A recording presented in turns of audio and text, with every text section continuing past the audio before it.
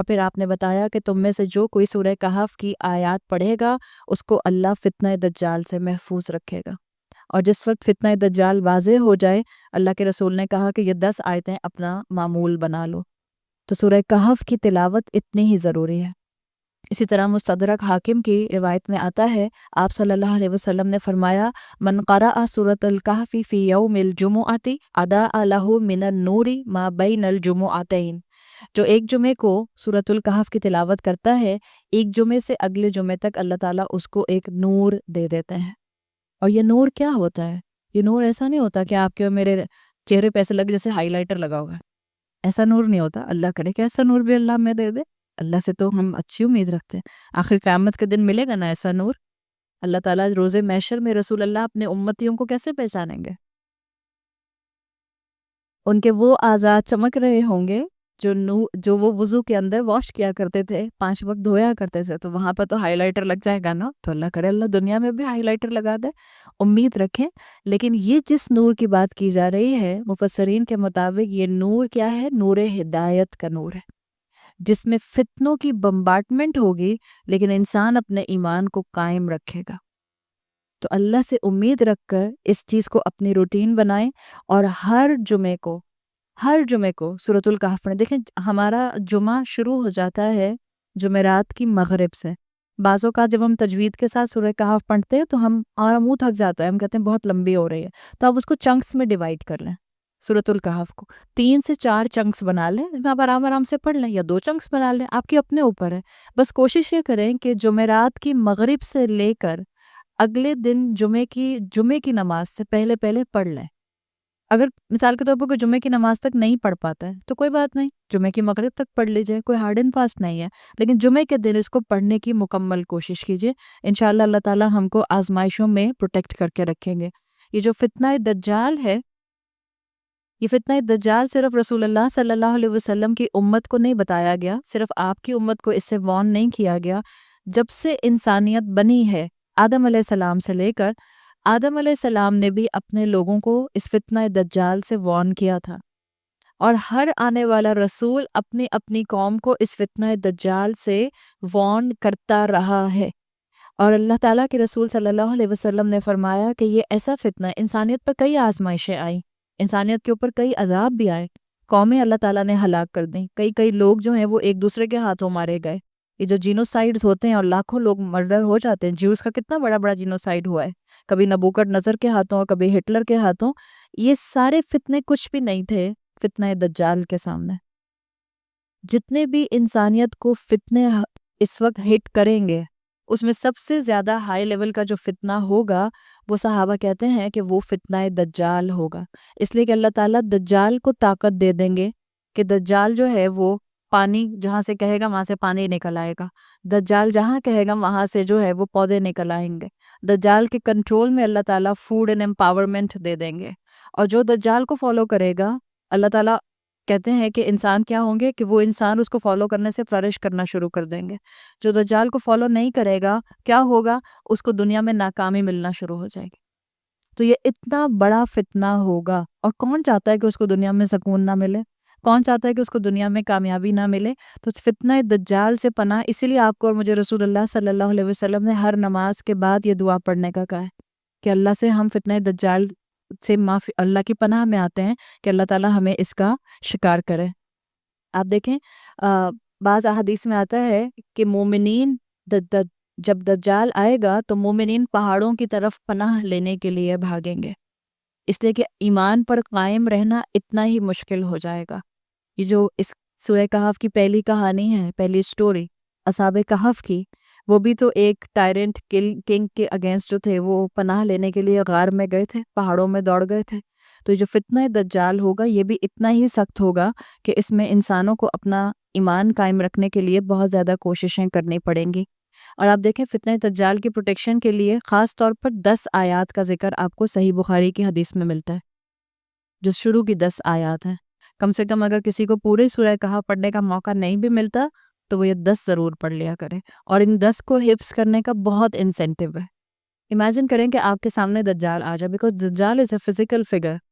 ابھی انشاءاللہ جب ہم پڑھیں گے یاجوج ماجوج پر تو تفصیل سے بات کریں گے، دجال آپ کے سامنے آ جائے، رسول اللہ صلی اللہ علیہ وسلم کے حدیث کا مفہوم آتا ہے کہ جس کے سامنے دجال آ جائے اور وہ یہ 10 آیتیں پڑھ لے، اللہ اس کو فتنہ دجال سے محفوظ رکھے گا۔ تو یہ اتنی ہی اہم اور پروٹیکشن دینے والی صورتیں ہیں۔ آپ دیکھیں کہف کہتے کس کو ہیں؟ غار کو کہتے ہیں نا۔ غار از دا سمبولک پلیس آف پروٹیکشن۔ غار ہرا کیا تھی؟ اللہ کے رسول دنیا کی ساری جو حسل بسل ہے اس کو چھوڑ کر اس غار میں پروٹیکشن لیا کرتے تھے اور میڈیٹیشن کیا کرتے تھے، عبادت کیا کرتے تھے، تدبر کیا کرتے تھے، تفکر کیا کرتے تھے۔ غار یہی تھی نا، غار ہرا۔ غار ثور کیا تھی؟ جب ہجرت فرمائی ہے آپ نے حضرت ابوبکر صدیق کے ساتھ تو غار ثور میں آپ نے پناہ لی تھی۔ تو غار از اے سمبل آف پروٹیکشن۔ صحیح؟ سورۃ الکہف، اصل میں سورۃ الکہف کا دوسرا نام کیا ہوگا؟ سورۃ الپروٹیکشن۔ اٹس اے پروٹیکشن گیونگ سورہ جو آپ کو پروٹیکشن دیتی ہے، اور آپ کس کی پروٹیکشن میں آتے ہیں؟ اللہ کی پروٹیکشن میں آتے ہیں۔ تو یہ وہ صورت ہے جو آپ کو اور مجھے الحمدللہ اللہ سے قریب کر دیتی ہے اور ایمان کو مضبوط کر دیتی ہے۔ یہی وہ صورت ہے جس کا ایگزیکٹ مڈل جو بنتا ہے پورے قرآن کا۔ بعض اسکالرز نے الحمدللہ اللہ تعالیٰ نے بڑے بڑے اپنے بندے پیدا کیے جنہوں نے کئی اینگل سے قرآن کے علوم کو واضح کیا ہے۔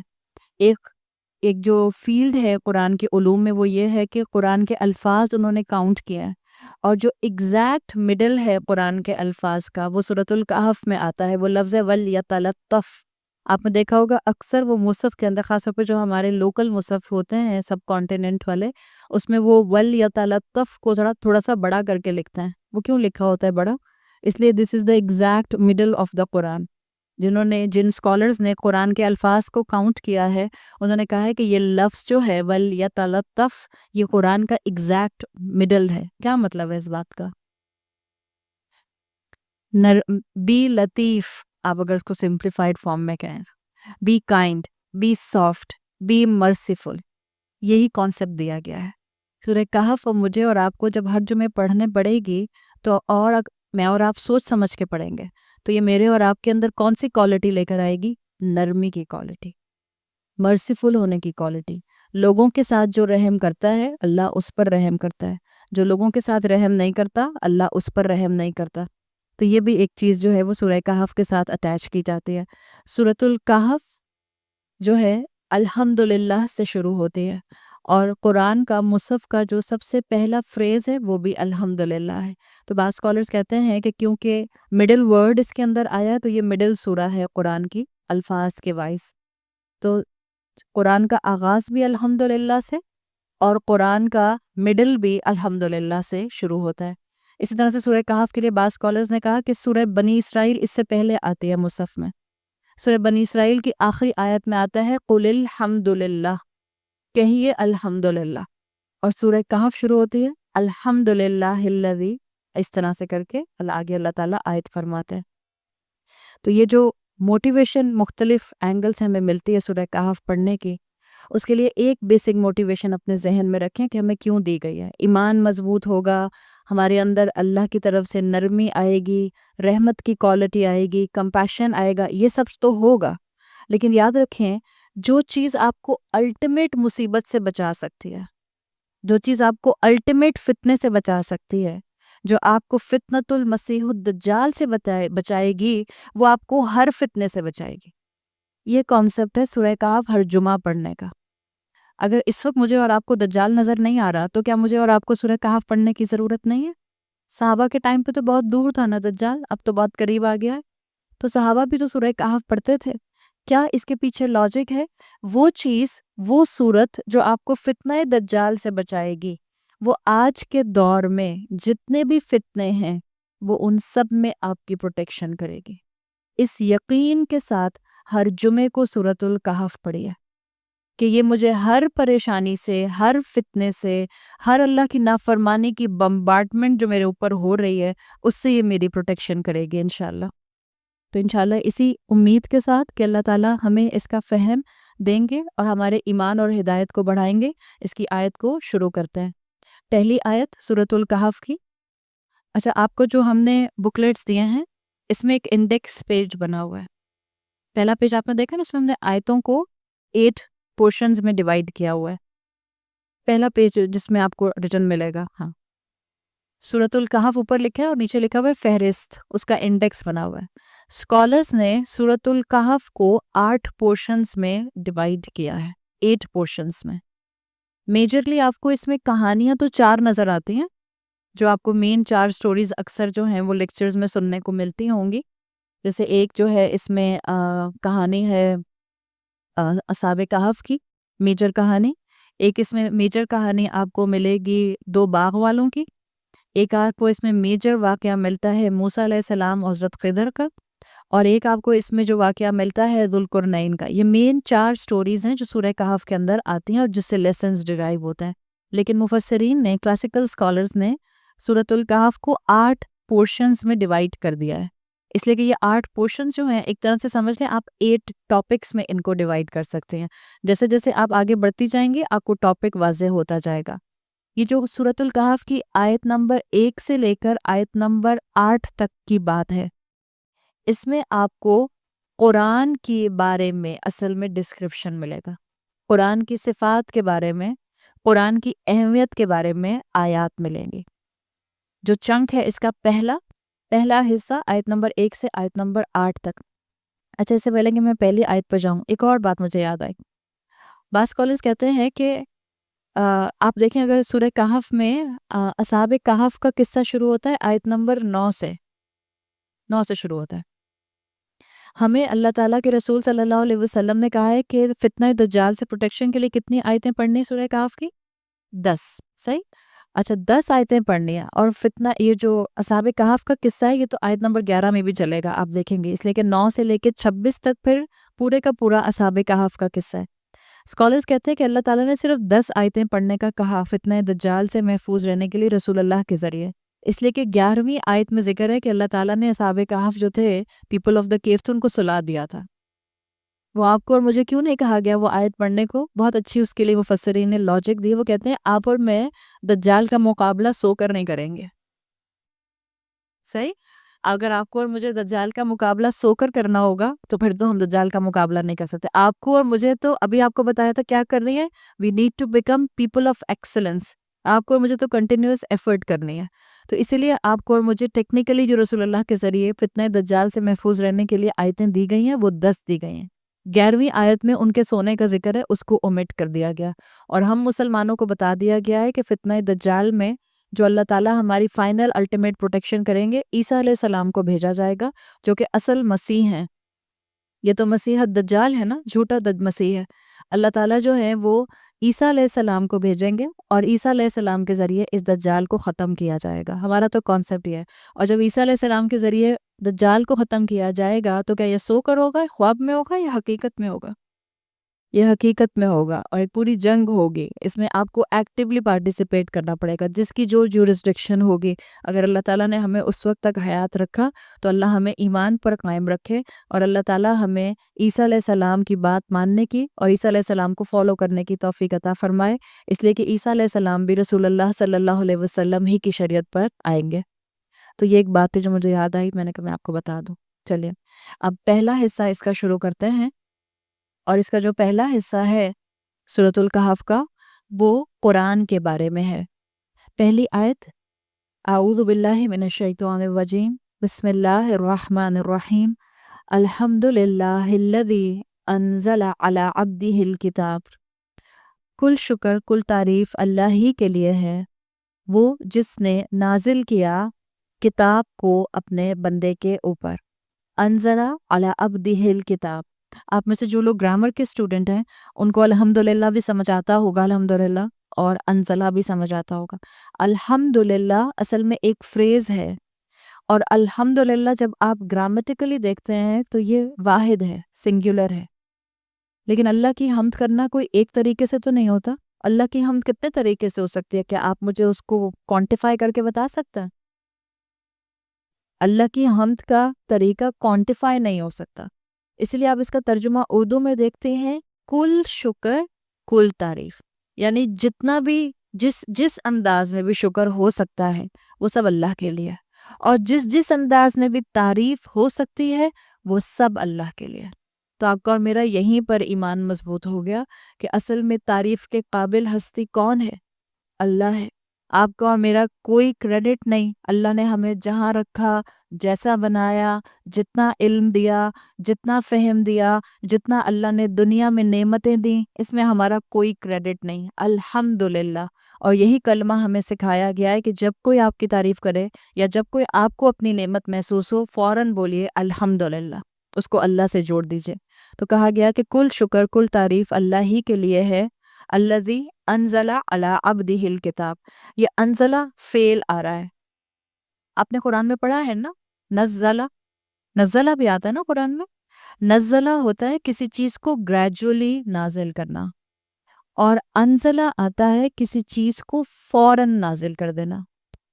جو اللہ کے رسول صلی اللہ علیہ وسلم کے صحابی ہیں، جن کو اللہ تعالیٰ نے جن اللہ کے رسول کے ذریعے خاص دعا کی تھی کہ اللہ ان کے فہم میں اضافہ کرے، عبداللہ ابن عباس کا جو یہاں پر تفسیر ہے وہ یہ کہتے ہیں کہ انزلہ علی عبدہ الکتاب میں انزلہ کا مطلب یہ ہے کہ اللہ تعالیٰ نے جو پورا قرآن، جس میں ہمارا آج بھی ایمان ہے کہ وہ اللہ کے پاس ریٹن ٹیبلٹس میں، لوح محفوظ میں موجود ہے، 7ویں آسمان پر، 7th سکائی پر، اللہ نے اس کو ایک ساتھ آسمان دنیا پر نازل فرمایا تھا. اور پھر یہ اس آسمان دنیا سے رسول اللہ صلی اللہ علیہ وسلم کے قلب پر گریجولی تھوڑا تھوڑا کر کے 23 سال کے عرصے میں نازل ہوا ہے. تو انزلہ کا مفہوم ہوتا ہے ایک ساتھ کسی چیز کو نازل کر دینا. یہ ایک ساتھ نازل کرنا دنیا کے آسمان سے رسول اللہ کے دل پر نہیں بات ہو رہی، بلکہ کہاں سے کہاں بات ہو رہی ہے؟ یہ لوح محفوظ سے، ریٹن ٹیبلٹ سے، 7th سکائی سے 1st سکائی کی بات ہو رہی ہے، جس کو آپ آسمان دنیا کہتے ہیں. بیت العزہ بھی کہا جاتا ہے اس فرسٹ ہیون کو. یہ جو پہلا آسمان دنیا ہے جس کو اللہ تعالیٰ نے ستاروں سے مزین کیا ہے، اس کو بیت العزہ بھی کہا جاتا ہے. تو یہ انزلہ آیا ہے کہ اللہ تعالیٰ کی یہ حکمت کہ اللہ نے ایک ساتھ پورا قرآن اس آسمان دنیا پر نازل فرما دیا. آگے آیا ہے علی عبدہ الکتاب. علی، دیکھیں 2 الفاظ آپ نے عربی میں پڑھے ہوں گے، ایک ہوتا ہے علی اور ایک ہوتا ہے الہ. الہ پڑھا ہے نا، جو الف کھڑی ہوئی شکل حمزہ کے ساتھ لکھا جاتا ہے. اگر الہ ہوتا تو اس کا مطلب یہاں آ سکتا تھا انزلہ الی عبدہ الکتاب. اسکالرز کہتے ہیں اگر الہ آتا تو مطلب ہوتا کہ ہم نے آپ کو پریویلیج کیا ہے کتاب دے کر. اللہ کیا بتا رہا ہے کہ ہم نے آپ کو رسپانسبل کیا ہے کتاب دے کر. یہ ڈفرنس ہے. جو آپ میں سے لوگ گرامر سمجھتے ہیں، لا اور اللہ دونوں حروف جر ہوتے ہیں، لیکن دونوں کے مفہوم میں بہت زیادہ ڈفرنس ہوتا ہے. الہ آتا تو پریویلیج دے دیا جاتا، بڑی آپ کو جو ہے وہ شان دی گئی ہے. اللہ لا کے آپ کو ذمہ داری کا احساس دلایا گیا ہے کہ یہ کتاب جس کے پاس ہوگی اس کو ذمہ داری کا احساس ہونا اور رہنا چاہیے. جو اس کتاب کو سمجھے گا وہ اس کی ذمہ داری کو بھی محسوس کرے. تو اللہ رسپانسبلٹی مینشن کر رہا ہے. عبد الکتاب، عبد سے تمام مفسرین کی کنسنسس ہے کہ عبد کا مطلب یہاں پر رسول اللہ صلی اللہ علیہ وسلم کے لیے اسپیسیفکلی ریفرنس ٹو کانٹیکسٹ آیا ہے. یہاں عبد رسول اللہ کو کہا گیا ہے. اور یاد رکھیں عبد انسانیت میں، انسانوں میں ہائیسٹ مقام ہے، ہائیسٹ مقام ہے. حالانکہ عبد کا ترجمہ کیا ہوتا ہے؟ غلام. اور اللہ نے بندے کو، جب اللہ کسی بندے کو عبد کہتا ہے تو یہ اللہ کی کلوزنس کی نشانی ہوتی ہے. اور اللہ جب کہتا ہے عبدی، کیا مطلب ہوتا ہے؟ میرے بندے. تو اس میں اللہ کی کلوزنس آ جاتی ہے. تو اللہ کا عبد کسی کو ڈکلیئر کرنا وہ اللہ کی کلوزنس کا ہائیسٹ مقام ہوتا ہے. اور یہ جو اللہ تعالیٰ کسی کو عبد کہتے ہیں، اس کا مطلب ہوتا ہے کہ اب وہ بندہ، وہ انسان کانسٹنٹ اللہ کی بات مانتا ہے. رسول اللہ صلی اللہ علیہ وسلم سے بڑھ کر اللہ کی کانسٹنٹ بات ماننے والا کون تھا؟ کوئی بھی نہیں تھا نا. اللہ تعالیٰ نے اپنا بہترین عبد رسول اللہ کو بنایا اور ہم سب سے کہا کہ میرے اس عبد کے فٹ سٹیپس کو فالو کرو، اور ہم سب کو ان کے فٹ سٹیپس کو فالو کرنے کے لیے ان کو رول ماڈل بنا دیا. تو جو بھی ہم میں سے اللہ کی بات کو کانسٹنٹلی ماننے کی کوشش کرے گا وہ عبد بن جائے گا. اور یہ آپ کو مجھے سمجھنا چاہیے کہ اس کتاب کا مقصد، اس قرآن کا مقصد ہمیں فلسفی سکھانا نہیں ہے. اس کتاب کا مقصد ہمیں میتھمیٹیکل فارمولاز اور ہمیں ہبل ٹیلیسکوپ سے ریلیٹ کرتی ہوئی چیزیں سکھانا نہیں ہے. اس کتاب کا مقصد یہ ہے کہ میں اور آپ اللہ کے عبد بن جائیں، جو بھی کریں عبد بن جائیں، سائنٹسٹ بنے تو بھی عبد بن کر سائنٹسٹ بنے، انوینشنز کریں تو بھی عبد بن کر کریں، آگے سے آگے دنیا کو انفر کریں تو بھی اپنی عبد والی پوزیشن کو نہ بھولیں۔ یہ ہے اس قرآن کا مقصد، اور جو قرآن کو انٹرنلائز کرتا ہے وہ اللہ کا عبد بن جاتا ہے۔ تو اللہ کے رسول صلی اللہ علیہ وسلم کی کوالٹی کو لایا گیا کہ وہ اللہ کے بہترین عبادت کرنے والے، بہترین ورشپر ہیں، ہائیسٹ پوزیشن ہے ایک مومن کے لیے، جس میں وہ اپنے آپ کو اللہ کے سامنے ہمبل کر لیتا ہے۔ آپ دیکھیں جب رسول اللہ کو واقعہ معراج پر لے جایا گیا، اسراء والمعراج، آسمانوں کے سفر پر، تو سورہ بنی اسرائیل کی جو پہلی آیت آتی ہے جس میں واقعہ معراج کا ذکر ہے، وہاں پہ بھی آپ کو رسول نہیں کہا گیا، وہاں پر بھی کیا آیا تھا؟ سبحان الذی اسریٰ بعبدہ لیلا من المسجد الحرام۔ اللہ تعالیٰ نے آپ کو ایلیویٹ کیا عبد کہہ کے، آپ اور میں بھی اللہ کے عبد ہیں، اور یہ آپ اور میں جب اللہ کے عبد بنتے ہیں تو یہ نہیں سمجھے کہ میں آپریشن کا شکار ہو رہی ہوں اور میں اللہ کی غلام بن گئی۔ جو اللہ کا غلام بنتا ہے وہ اصل میں ساری غلامیوں سے آزاد ہو جاتا ہے۔ جو اللہ کا غلام بنتا ہے اس کو لوگوں سے ڈر نہیں لگتا ہے، وہ لوگوں کے حقوق تو ادا کرتا ہے لیکن وہ لوگوں کی باتیں ماننے میں رب کی نافرمانی نہیں کرتا۔ یہ ہے عبد کا مقام، اسی لیے کہتے ہیں اللہ تعالیٰ کہ یہ قریب انسان کو کر دیتا ہے۔ آگے آیا وَلَمْ يَجْعَلْ لَهُ عِوَجًا، اللہ تعالیٰ نے اس میں کوئی ٹیڑھ نہیں رکھی۔ یہ جو وَلَمْ يَجْعَلْ لَهُ آیا ہے، کس میں ٹیڑھ نہیں رکھی؟ کس کی بات ہے؟ کتاب کی بات ہے، یعنی کہ قرآن کی بات ہے کہ اللہ تعالیٰ نے اس کتاب میں کوئی ٹیڑھ جو ہے وہ نہیں رکھی۔ یہاں پر لفظ آیا ہے عِوَجًا، عِوَجًا دو زبر کی تنوین ہے نا اس کے اوپر، اتنا تو ہم سب سمجھتے ہیں۔ یہ جو تنوین آئی ہے، یہ تنوین آئی ہے تقلیل کے لیے۔ تقلیل مطلب یعنی یہ بتانے کے لیے کہ اس قرآن میں ذرا سی بھی کوئی ٹیڑھ اور ڈیویشن نہیں ہے۔ اگر مجھے اور آپ کو اس کا کوئی بھی حکم سمجھ نہیں آ رہا، یا اپنے کردار سے ٹیلی کرتا ہوا نہیں مل رہا، یا اپنے لائف سٹائل سے ٹکراتا ہوا مل رہا ہے، تو وہ میرے لائف سٹائل کا مسئلہ ہو سکتا ہے، وہ میری سوچ کا ایشو ہو سکتا ہے، وہ میرے کردار کا مسئلہ ہو سکتا ہے، قرآن کا مسئلہ نہیں ہے۔ قرآن میں اللہ تعالیٰ نے ایک رتی برابر بھی، ایک آؤنس بھی، ایک ایٹمز ویٹ بھی کوئی کمی نہیں رکھی۔ ایواجن کی تنوین آپ کو اور مجھے بتا رہی ہے کہ اس میں کسی قسم کی کوئی کمی نہیں ہے، اور اللہ کے رسول صلی اللہ علیہ وسلم کو ایسی کتاب دے کر آپ کے بھی کردار کو ایلیویٹ کیا گیا ہے، کہ آپ کو بھی ایسی کتاب دی گئی کہ جو کہ بالکل پرفیکٹ ہے۔ اسی لیے اللہ کے رسول صلی اللہ علیہ وسلم کے لیے آتا ہے کان خلقہ القرآن، آپ بھی پرفیکٹ تھے، جبھی تو پرفیکٹ عبد تھے کہ آپ کا پورا اخلاق اصل میں قرآن ہوتا تھا، آپ کا چلنا پھرنا، معاملات کرنا، یہ سب کا سب قرآن کے ساتھ تھا۔ اور میں دوسری آیت کو اس کے ساتھ کنیکٹ کر رہی ہوں، پھر انشاءاللہ ہم اس کو اور ڈیٹیل میں کریں گے۔ آگے آتا ہے آیت نمبر 2، قیمن۔ آپ دیکھیں قیمن آیا، اور قیمن کا ترجمہ کیا لکھا ہوا ہے آپ کی کتاب میں؟ سیدھا۔ قیمن کا روٹ ورڈ وہی ہے جس کا روٹ ورڈ ہوتا ہے اقیم الصلاۃ۔ آپ پڑھتی ہیں کیا مطلب ہوتا ہے اقیم الصلاۃ؟ نماز قائم کرنا۔ قائم آپ اردو میں بولتی ہیں، قائم کرنے کا مطلب کیا ہوتا ہے؟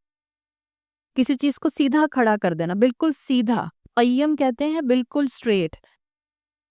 شوہروں کو قوام کہا گیا ہے، وہ بھی اسی روٹ ورڈ سے بنا ہے، قاف واو میم، بالکل سٹریٹ، یعنی ان میں کوئی ٹیڑھ نہیں ہونی چاہیے، رسپانسبلٹی پراپرلی ادا کرنے والے۔ قیمن، یہ جو آیت شروع ہو رہی ہے قیمن، جو آپ میں سے عربی زبان کے انداز کو سمجھتے ہیں ان کو اندازہ ہوگا کہ جنرل انداز نہیں ہے آیت شروع کرنے کا۔ آیت یوزلی جو ہے وہ اس طرح سے دو زبر کی تنوین کے لفظ کے ساتھ شروع نہیں ہوتی۔ تو اس میں دو اوپینینز ہیں اسکالرز کی، ایک وہ کہتے ہیں کہ یہ ایواجن کے ساتھ کنیکٹڈ ہے، پچھلی آیت ختم ہوئی تھی ایواجن کہ اس میں کوئی ڈیویشن نہیں ہے، اور وہ اسی کی ایک اور چیز ڈیفائن کی جا رہی ہے کہ ڈیویشن کیسی نہیں ہے، اس لیے کہ وہ بالکل سیدھا ہے، قیم ہے، بالکل فرم جو ہے وہ کھڑا ہے، اور یہ اللہ کی کتاب کی صفت آئی ہے۔ ایک اوپینین یہ ہے کہ یہ پیچھے ایواجن سے کنیکٹڈ ہے، اور ایک اوپینین یہ ہے اسکالرز کی کہ یہاں پر ایک قیمن سے پہلے فعل چھپا ہوا ہے جو کہ لایا نہیں گیا۔ آپ میں سے جو گرامر کے اسٹوڈنٹس ہیں ان کو یہ بات سمجھ آتی ہے کہ بعض آیات کے اندر فیل جو ہیں وربز جو ہیں وہ محذوف ہوتے ہیں، ہڈن ہوتے ہیں. تو جن اسکالرز نے کہا کہ یہاں فیل چھپا ہوا ہے، وہ کہتے ہیں کہ یہ ایسے بنتا ہے جعلہ قیمن، اس نے بنایا ہے اس کو قیمن، یعنی اللہ نے بنایا ہے قرآن کو بالکل ڈیویشن فری، سیدھا، مکمل، قائم رہنے والا. اچھا، قیم کے لیے دو چیزیں سمجھیں. قیمن کیا ہوگا؟ قیمن میں دو مفہوم آتے ہیں. ایک یہ کہ یہ کتاب خود ڈیویشن فری ہے، اس میں کوئی غلطی نہیں ہے. اور دوسرا اس میں مفہوم آتا ہے کہ جو اس کتاب پر عمل کرتا ہے، یہ کتاب اس کو بھی اتنا ہی فرملی جما دیتی ہے، اسٹیڈ فاسٹ کر دیتی ہے، ثابت قدم کر دیتی ہے.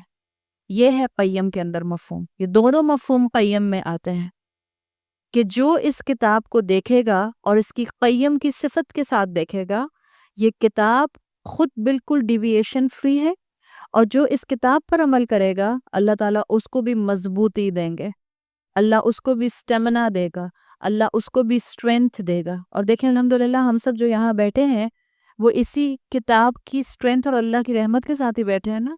ورنہ ہم سب گھر میں ہوتے تو موسٹ پروبیبلی ہم سب سو ہی رہے ہوتے. مطلب میں اپنے بارے میں تو یہی کہہ سکتی ہوں کہ میں سو ہی رہی ہوتی، اس لیے کہ روزہ رکھ کے سب سے اچھا کام ہم سب کو کیا لگتا ہے؟ سونا. لیکن ہمیں معلوم ہے کہ الحمدللہ رمضان کا مہینہ صرف سونے کے لیے نہیں آتا. رمضان کا مہینہ تو میکسیمم اپنے پوائنٹس کو ارن کرنے کے لیے آتا ہے. اس لیے آپ کو بتایا تھا کہ صحابہ رمضان میں زیادہ ایکٹیو ہو جاتے تھے، زیادہ ایکٹیویٹی کرتے تھے، ان کا ایکٹیویزم کا پارٹ زیادہ نظر آتا تھا. اسی لیے ہمیں نظر آتا ہے کہ چاہے وہ بدر ہو، چاہے وہ فتح مکہ ہو، چاہے وہ ہجرت مدینہ ہو، یہ سب کے سب رمضان کے مہینے میں ہوئے ہیں. تو ہم اسی کو فالو کرتے ہوئے الحمدللہ یہاں موجود ہیں. کس نے ہمیں اسٹرینتھ دی؟ اللہ نے دی، اور یقیناً اللہ کے اس کلام نے دی جس کی محبت میں ہم سب یہاں چل کر آئے ہیں.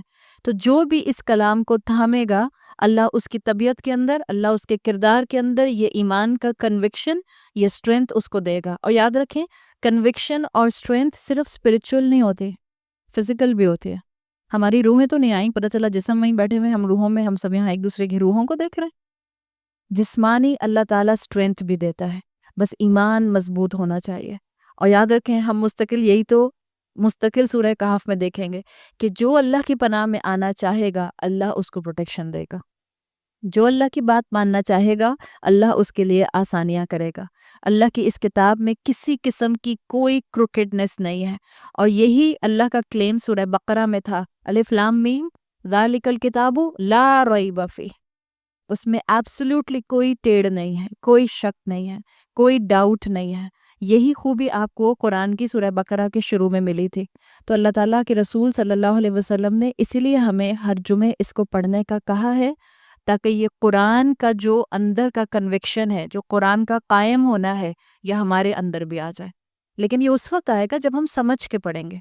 اس لیے کہتے ہیں کہ کوالٹی کاؤنٹ کرتی ہے کوانٹٹی سے زیادہ. یاد رکھیں. اور میں نے شاید پچھلی کلاس میں آپ کو یہ اصول بتایا، تو جو اسکالرز کہتے ہیں، جو ہم نے استقبال رمضان پہ کیا تھا، یہ اصول اسکالرز کہتے ہیں کہ کبھی بھی کوالٹی کو کوانٹٹی کی وجہ سے کمپرومائز مت کریں until unless کہ وہ آپ کا obligation ہو، فرض ہو. بتائی تھی میں نے یہ بات، شاید بتائی تھی، مینشن کیا تھا میں نے شاید اپنے اس لیکچر میں جو ہم نے یہاں پر ریفلیکشنز کے اوپر کیا تھا. آپ کبھی بھی اپنی کوالٹی کو سیکریفائز نہ کریں کوانٹٹی کے لیے، ہاں انلیس کہ وہ آپ کا فرض ہو. اس لیے کہ جیسے میں نے آپ کو مثال دی تھی کہ مثال دیکھیں کہ آپ کہہ رہی ہیں کہ اچھا مجھے تو کوالٹی مینٹین کرنی ہے، تو میں 5 کی بجائے 3 نمازیں پڑھوں گی اب جو اللہ تعالیٰ نے فرض کیا. یہ نہیں کہا جا رہا. وہاں تو آپ کو مجھے 5 ہی پڑھنی ہے، چاہے میں خشوع کے ساتھ پڑھتی ہوں یا نہیں پڑھتی، وہ میرا الگ مسئلہ ہے. لیکن وہاں بات نہیں ہے. جہاں بات آ جائے نوافل کی، وہاں پر آپ کو اور مجھے کیا کرنا ہے؟ اپنے ان اعمال کو تھامنا ہے جن میں کوالٹی ہوگی. اپنے ان عوام، اس لیے کہا جاتا ہے حدیث میں کہ وہ عمل پسندیدہ ہے جو کہ کنٹینیوس ہوں، ادوموہا، جن میں دوام ہو، و ان قل، چاہے وہ کم ہو. یہ نوافل کے لیے آتا ہے، یہ فرائض کے لیے نہیں آتا. فرائض پہ ہمیں چوائس نہیں دی گئی. تو اللہ کے رسول صلی اللہ علیہ وسلم نے ہمیں اس صورت کو پڑھنے کا کہا تاکہ یہ جو قرآن کا بیلنس ہے یہ ہماری شخصیتوں کے اندر اور ہماری پرسنالٹیز کے اندر بھی ڈیولپ ہونا شروع ہو جائے. آج آپ دیکھیں کہ ہم جس معاشرے کے اندر رہتے ہیں، آپ یہاں پہ بہت آسانی سے یہ بات آبزرو کرتے ہیں، اور آپ میں سے خاص طور پہ جو خواتین مائیں ہیں، ایک ایج اپنی گزار چکی ہیں 30 سال کی یا 35 سال کی، تو آپ کو اندازہ ہوگا کہ دنیا کے اندر سوسائٹی نارمز بدلتے رہتے ہیں. جب آپ چھوٹی تھیں اور جو آپ کی والدہ تھیں، تو جو آپ کو اس وقت اچھائی اور برائی کے سٹینڈرڈز نظر آتے تھے، آج آپ کو بہت سے اس میں سے بدلے ہوئے نظر آتے ہیں. میں مثال کے طور پر ایک مثال دیتی ہوں. جیسے ہمارے ٹائم پر جو موویز PG-18 ہوتی تھیں، اب وہ PG بن چکے ہیں. معلوم ہے نا آپ کو یہ بات؟ اور یہ سوسائٹی نارمز جو ہیں یہ بدلتے رہتے ہیں. ایک وقت وہ تھا اس دنیا میں کہ تقریباً 10 سے 100 سال کے بعد سوسائٹی نارمز بدلا کرتے تھے. کیا اچھا ہے، کیا برا ہے، کیا ٹھیک ہے، کیا غلط ہے. ایک تو سٹینڈرڈ ہے نا، لیکن آپ دیکھیں وہ سٹینڈرڈ آہستہ آہستہ مورالٹی کا گر نہیں رہا. ہمیں نہیں محسوس ہوتا کہ ہمارے آس پاس مورالٹی کا سٹینڈرڈ گر رہا ہے، اخلاق کا سٹینڈرڈ گر رہا ہے. اور یہ ہوتا تھا پہلے بھی، اور لیکن پہلے ہوتا تھا 1 صدی کے بعد یا 50 سال کے بعد یا 40 سال کے بعد یا 10 سال کے بعد. جیسے آپ نے سنا ہوگا، آپ کی امی بھی کہتی تھیں بہت برا زمانہ آ گیا، بہت برا وقت آ گیا. آپ بھی یہی کہتی ہیں.